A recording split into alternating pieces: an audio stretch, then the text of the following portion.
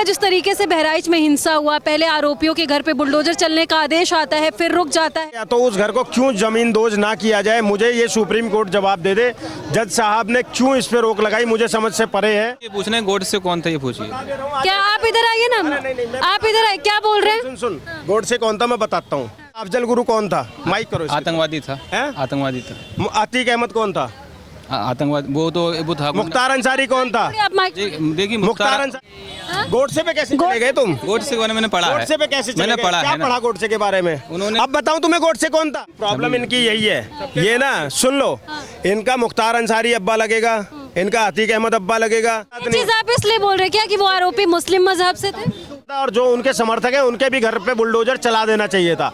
कल को अगर मैं किसी भी अपराधी का समर्थन करूं तो मेरे भी घर पे बुलडोजर चला देना। वो लोग रो रहे हैं, कह रहे हैं हम गरीब हैं, हमारा घर नहीं टूटना चाहिए। ये मैडम गरीब थे और 20 गोलियां मार दी, बंदूक आ गई उनके घर में, वो इतने गरीब थे। विपक्ष कह रहे हैं मजहब देख करके जो है कि एनकाउंटर किया जाता है, मजहब देख के सारी चीजें की जाती है। वो उसी मुल्ला मुलायम के ही संतान है जिसने ये कहा था कि अगर मैं कार सेवकों के ऊपर गोली नहीं चलवाता तो मुस्लिम भाइयों के साथ नाइंसाफी हो जाती। बहराइच हिंसा को हिंदू मुस्लिम के नजरिए से क्यों देख करके भड़काया जा रहा है, कहा जा रहा है कि सब कुछ बीजेपी करवा। हर क्रिया की प्रतिक्रिया होती है ना, और जब क्रिया की प्रतिक्रिया मिल रही है तो तुम उसको कह रहे हो हिंदू मुसलमान। अगर मुसलमान छेड़ेगा नहीं तो हिंदू मारेगा नहीं, तो भैया अब जाग चुका है हिंदू, अब तुम मारोगे तो अब तुम पिटोगे, सीधी सी बात। कुछ लोग ये भी कहते हैं भारत में मुसलमान सुरक्षित नहीं है, उसके बाद और कुछ ही मुसलमान इस तरीके का दंगा फैलाते हैं। ये बात डंके की चोट पर बोल रहा हूँ, भारत के अंदर में रहने वाला 90% मुस्लिम दंगाई है।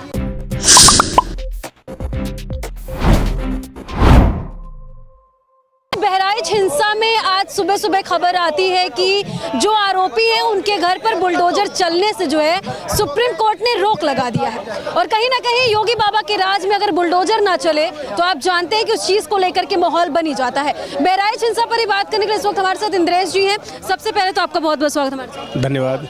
क्या बोलिएगा, जिस तरीके से बहराइच में हिंसा हुआ, पहले आरोपियों के घर पे बुलडोजर चलने का आदेश आता है, फिर रुक जाता है, तो इन चीजों को किस नजरिए से देखा? मैडम मैं पूरी उसी तरीके से देख रहा हूँ कि अगर उनके घर पर बुलडोजर चलने से सुप्रीम कोर्ट रोक रही है तो वो राम गोपाल मिश्रा, स्वर्गीय श्री राम गोपाल मिश्रा, जिन्होंने माता की मूर्ति विसर्जन के लिए अपनी शहादत दे दी, उनके साथ में नाइंसाफ़ी है। एक पक्ष साजिश कर कर पूरी प्लानिंग के साथ में हमला करता है और एक शख्स को 20 से ज़्यादा गोलियां मारी जाती हैं, 35 से ज़्यादा छर्रे मिलते हैं और नाखून तक निकाल लिया जाता है। इतनी बर्बरता करने वाले लोगों के और घर के अंदर किया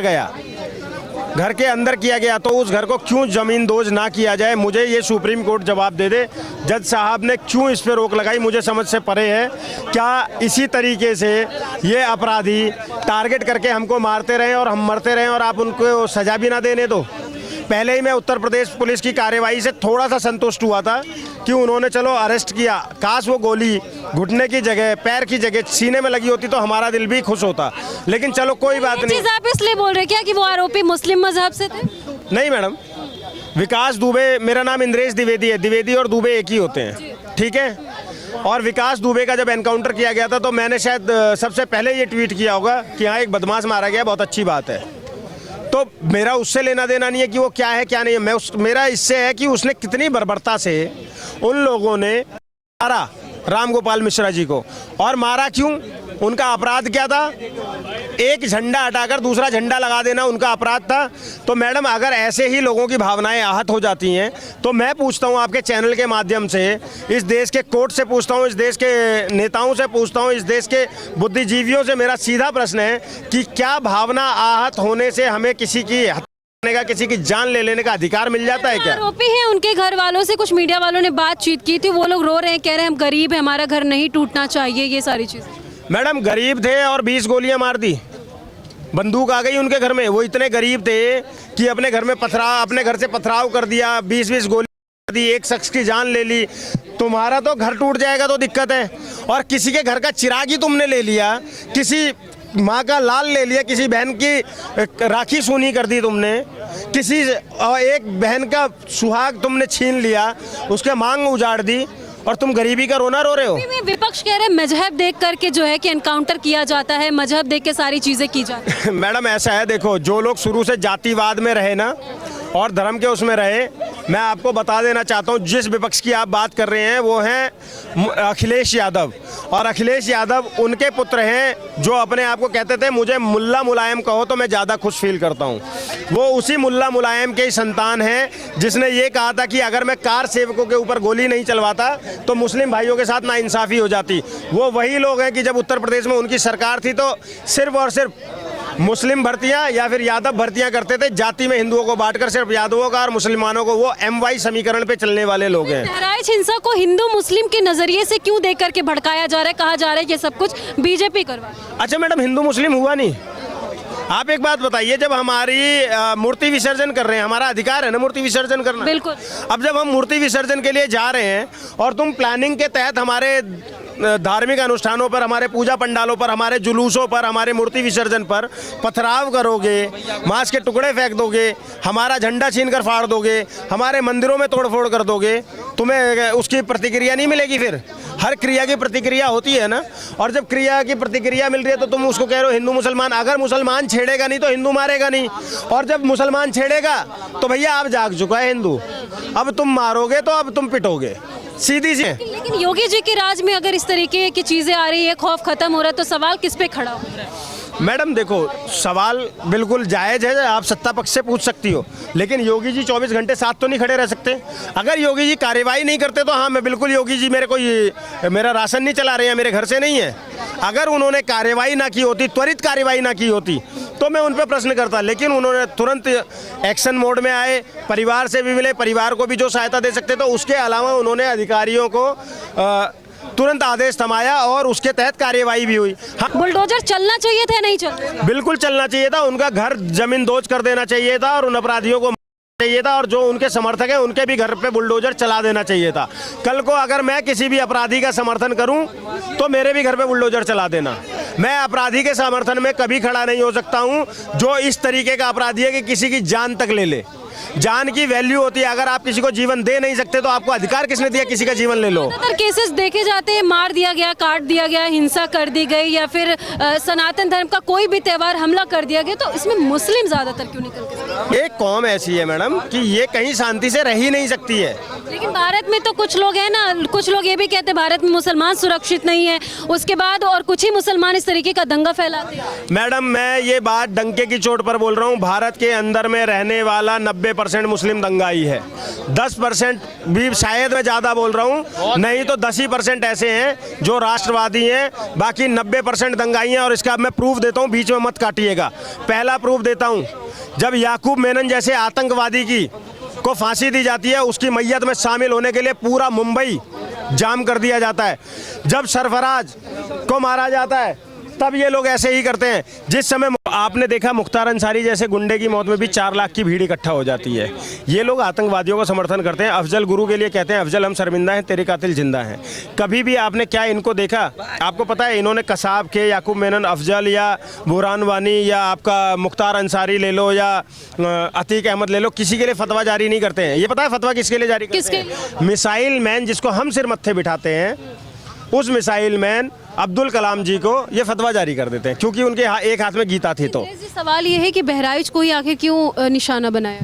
मैडम ऐसा नहीं है, बहराइच को ही निशाना नहीं बनाया गया। शायद आपको नहीं पता होगा, इसी दिल्ली में अभी नवरात्रों में ही हुआ क्या कि एक माता की जोत लेकर कुछ लोग जा रहे थे और उनके ऊपर भी मांस के टुकड़े फेंके गए, लेकिन वो कम लोग थे और वो बात दब गई। तो ये लोग तो साजिश के तहत, जहाँ पर कौन लोग साजिश करते हैं? मुस्लिम्स, सीधे बोल रहा हूँ, मुस्लिम कट्टरपंथी जिहादी, जिन्हें मदरसे में ये ट्रेनिंग दी जा रही है कि हाँ गैर मुस्लिम को मार दो, काफिरों को मार दो, वो कर रहे हैं। और कौन कर रहा है?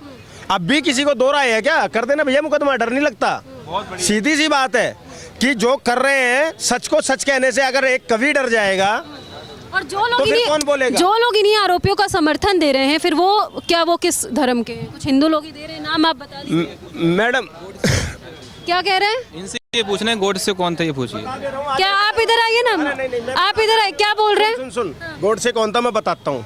गोडसे एक हत्यारा था, एक की हत्या करी थी गांधी जी की, ठीक है? आप चेहरा क्यों छिपा रहे, सामने आके छुपा रहा है? अब ये बता, गोडसे हत्यारा था, अफजल गुरु कौन था? माइक करो। आतंकवादी था। हैं? आतंकवादी था। अतीक अहमद कौन था?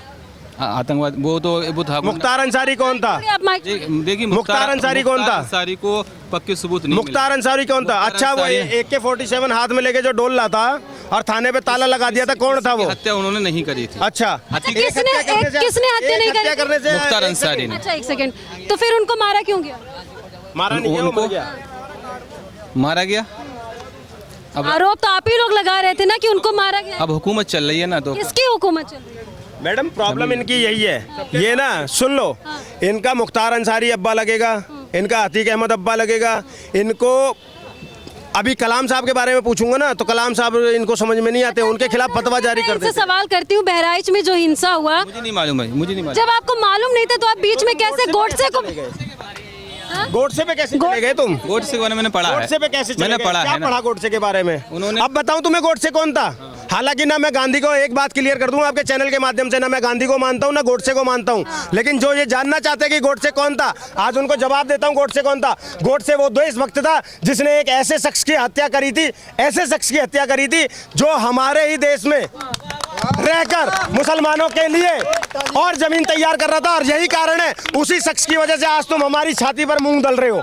नहीं तो तू ये नहीं बोल सकता कि गोडसे कौन था। अरे तू मुझे ये बताना, राम गोपाल मिश्रा की हत्या करने वाला आतंकवादी था या नहीं था? तू मुझे ये बता, तू मुझे ये बता, जो साजिद ने बदायूं के अंदर में 6 साल और 13 साल के बच्चे की हत्या करी, कौन था? आतंकवादी था या नहीं था? बदायूं में, हाँ, देखिए बदायूं मेरे पास में है। किसने मारा था? उसने जो हत्या करी है हाँ। उसको गोली से मारा नहीं, मारा पुलिस नहीं बताया। बिल्कुल मारा। आप लोग सुनिए, मैं एक सेकंड, वो आतंकवादी था या नहीं? उसने जो मारा वो आतंकवादी था या नहीं? आतंकवादी था। था ना? हाँ, तो ठोक दिया। हाँ, ठोक दिया। अच्छा ठोक दिया। आप लोग सुनिए, आप अच्छा, लोग ठोक दिया। एक सेकंड, आप लोग आरोपियों को डिफाइन क्यों करते हैं? आप लोग की कौन जाकिर केस नाइक कौन ले? है? हैं? जाकिर नाइक कौन? एक सेकंड जाकिर इधर नाइक आइए, कौन इधर है? आइए, इधर जाकिर आइए। नाइक को अगर उसने जाकिर नाइक कौन अपराध है? किया था तो उसको देश से बाहर निकाल दिया गया। भाग गया वो। हमें देश से एक बात आतंकवादी है, बोलो जाकिर, बोलो जाकिर। जाकिर नाइक आतंकवादी है, बोलो। मैं बोल रहा हूँ ना। आप एक्सेप्ट क्यों नहीं कर रहे उसने थे? गलत किया था। आप गोडसे पर कैसे आ गए? मैं सवाल बहराइच पे कर रही हूँ। अभी जो इन्होंने ये एक कहा- सेकंड, एक सेकंड, मैं आपको बताऊं, इन्होंने ये कहा कि मुसलमान कट्टर विरोधी होते हैं। अफजल गुरु का आपको बुरा लग गया? इन्होंने अफजल गुरु के बारे में कहा। अफजल गुरु कौन थे? अच्छे थे? आतंकवादी था वो। हाँ। फांसी दे दी कि अच्छी बात है, तो हमें भी पता है। ठीक तो है। फिर उसकी मैयत में क्यों शामिल हुए थे तुम? कौन?